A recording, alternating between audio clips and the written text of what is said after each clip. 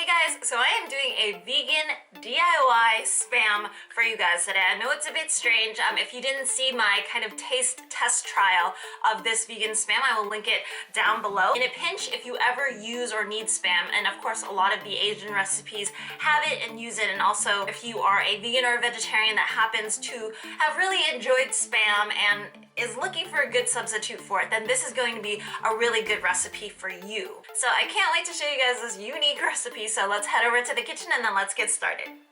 Okay, so this is all of the ingredients that I'll be using. I'll put all of them in the description box down below, along with some links of some hard to find ingredients like this soy flour, which is basically pulverized soybeans. So you need 2¼ cups of that, and then to that I'm going to be adding about 1 cup of cornmeal, and then this is nutritional yeast, which is kind of the vegan answer to it's kind of like an umami, kind of the backdrop of Parmesan cheese flavor. And then to that I'm going to add 2 teaspoons of sea salt, and then also a ½ teaspoon of garlic powder. So I'm just going to be mixing all of the dry ingredients all together, just so that when I put it in the food processor, everything will be nicely mixed already.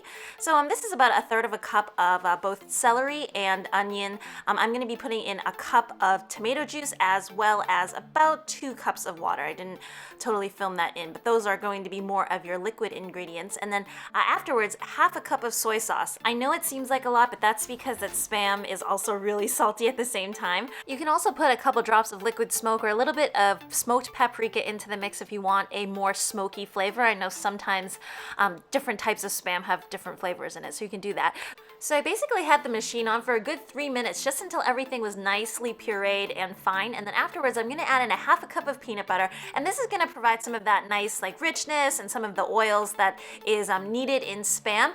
Be aware, it does taste a little bit like peanut butter afterwards, but that's going to be okay. Anyways, I'm going to find a bigger bowl, and I'm going to put my dry ingredients in, and then just mix the wet and the dry. And I'm just going to do so with a spatula. And initially it's going to seem like the mixture is probably a little bit too dry, but if you just continue kind of folding it around, it eventually turns into a nice thick paste like so.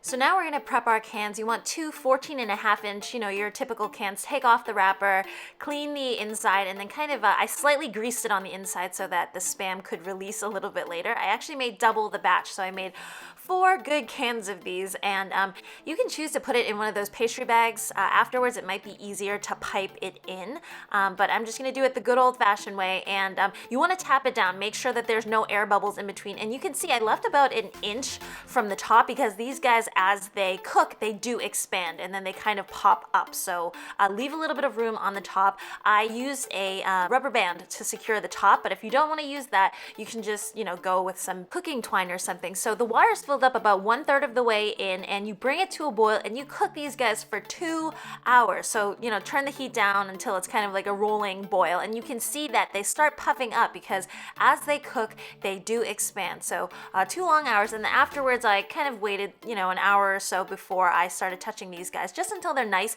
and cool. So I'm going to open the can from the bottom now, so that it's going to be a little bit easier to push out. That's why I chose to use these cans as opposed to, buying a spam can, is because I can kind of take out the bottom and the top. So this process was a little bit of a learning process because I had a really hard time getting these guys out. So I eventually used an offset spatula, and then I kind of tried to release them and, just cut around the edges. And even though it was greased, it was hard to do. So I found that putting a smaller kind of, I used glass, you guys probably shouldn't, but a smaller container on the bottom, and then just kind of nudging it through and then pulling it down, you'll get this whole can out, okay? So this is what it turns out to be. It's kind of like a roll of salami, a roll of spam, and you can see that the texture is very much alike. It has kind of little bubbles in between. It's very much like spam, and it cuts kind of very much like spam as well. So I just wanted to show you guys a couple pieces like so. You can kind of see it. The texture is very similar, and it's pretty good